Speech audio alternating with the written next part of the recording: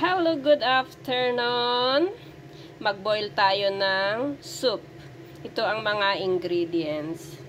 This is dried hoisin. Ito naman is dried lotus seed. Ito naman is dried longgan. This is, ano ito? Ginseng.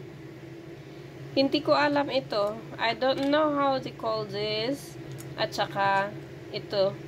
Hindi ko rin alam kung anong tawag nila dito.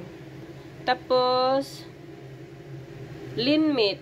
Ito lang, simple lang ang ingredients ng lulutuin na soup.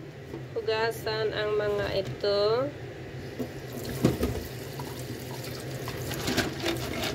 Ang ginseng na ito, pag lumambot na, saka i-slice para yung lasa mapunta sa soup.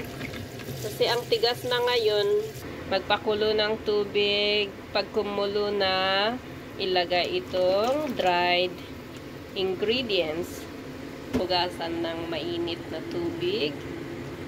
And then, ito ilagay natin. Ito good for 3 person kasi 3 lang kami nakakain. Ako at saka yung amo ko. Konti lang ang ilagay ko na lean meat.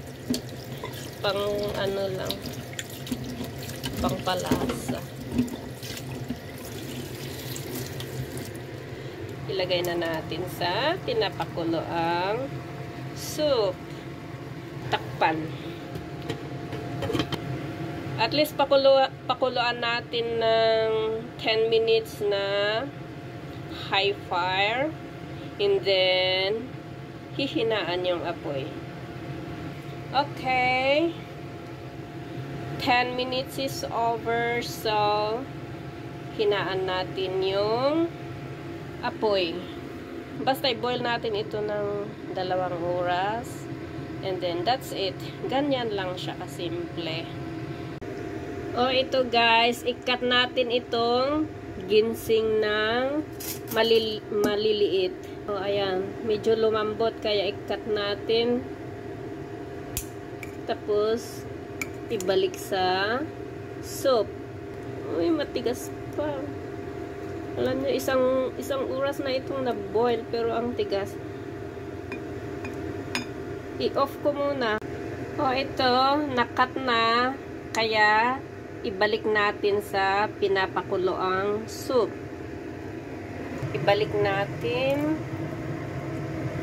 Tapos, pakuluan ng another 1 hour. Eh, kasi 1 oras nang napakuluan yan, matigas pa din. Ito yung ginseng na medyo makapal. Okay, it's like this. Takpan natin at saka pakuluan ulit ng 1 oras.